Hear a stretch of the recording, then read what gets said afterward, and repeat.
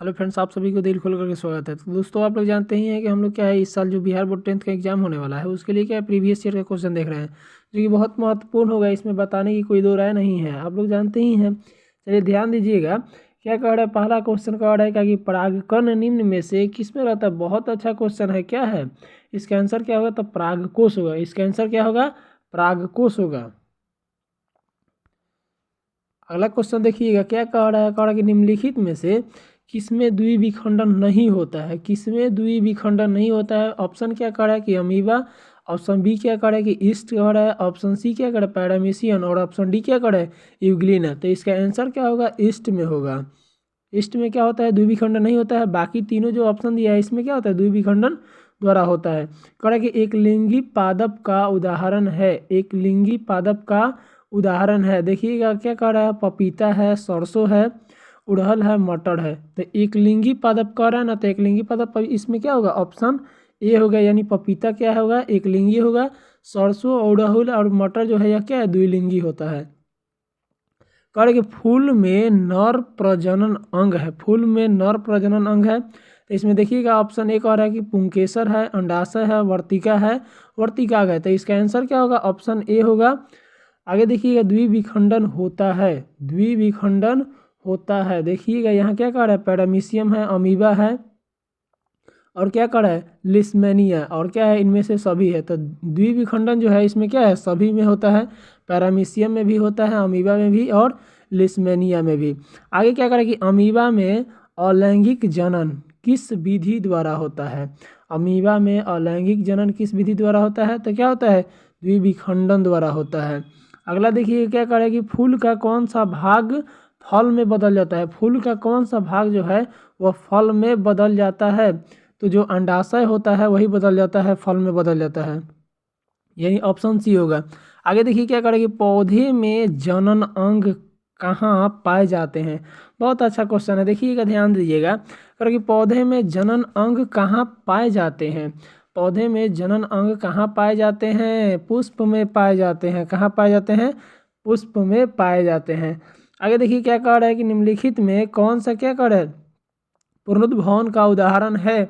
इसका आंसर क्या होगा, हाइड्रा होगा। क्या होगा, हाइड्रा होगा। इसी को क्या पुनर्जनन भी बोला जाता है। क्या निम्न में से कौन सा एक लिंगी पुष्प है। एक लिंगी पुष्प है। तो देखिए हम लोग अभी ध्यान दिए हैं कि जो पपीता है क्या होगा, एक लिंगी होता है। पपीता क्या होता है, एक लिंगी होता है। और आपका गुड़हल है, यह क्या होता है, द्विलिंगी होता है। सरसों द्विलिंगी होता है, और गुलाब भी क्या होता है, द्विलिंगी होता है। करें कि पुष्प का नर भाग है। पुष्प का नर भाग है। तो देखिए क्या करेंगे, बाह्य दल पुंज, और क्या है, दल पुंज, जयांग और पुमंग। तो इसमें क्या होगा, पुमंग हो जाएगा।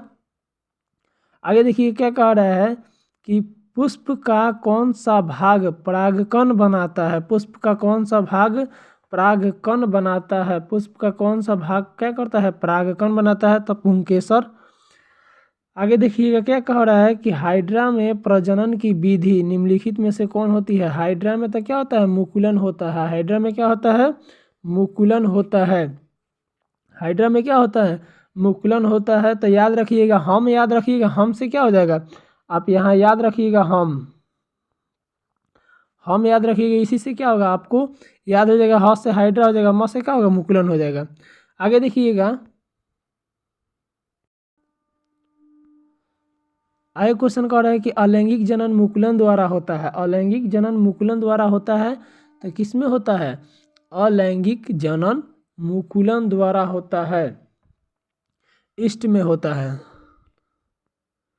अगला क्वेश्चन देखिए क्या कह रहा है। कह रहा है कि परागकोश में होता है। परागकोश में क्या होता है, तो परागकण होता है, यानी ऑप्शन डी होगा। आगे देखिए क्या कह रहा है कि पुष्प पौधे में लैंगिक जनन होता है। पुष्पीय पौधों में लैंगिक जनन होता है। लैंगिक जनन होता है कौन सी, फूल में भी होता है। क्या होता है, फूलों द्वारा होता है। आगे देखिएगा, मुकुलन द्वारा प्रजनन किसमें होता है। मुकुलन द्वारा प्रजनन किसमें होता है। तो मुकुलन जो द्वारा प्रजनन किसमें होता है, ईस्ट में होता है। मुकुलन द्वारा प्रजनन किसमें होता है, ईस्ट में होता है। याद रखिएगा, मुकुलन द्वारा किसमें होता है, ईस्ट में होता है। फिर क्या कह रहा है कि बीज विकसित होता है। बीज विकसित होता है, कहाँ विकसित होता है? बीजांड में विकसित होता है। बीज कहाँ विकसित होता है? बीजांड में विकसित होता है। यानी आपका क्या होगा? ऑप्शन डी होगा।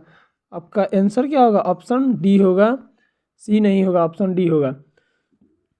बी नहीं होगा, सॉरी बी नहीं होगा, ऑप्शन डी होगा। अगला लास्ट क्वेश्चन देखिए, क्या करेंगे? पूर्ण विकसित अंडाशय कहलाता है, क्या कहलाता है? फल कहलाता है। क्या कहलाता है? फल कहलाता है। वीडियो देखने के लिए तहे दिल से धन्यवाद और लाइक शेयर एंड सब्सक्राइब जरूर करें।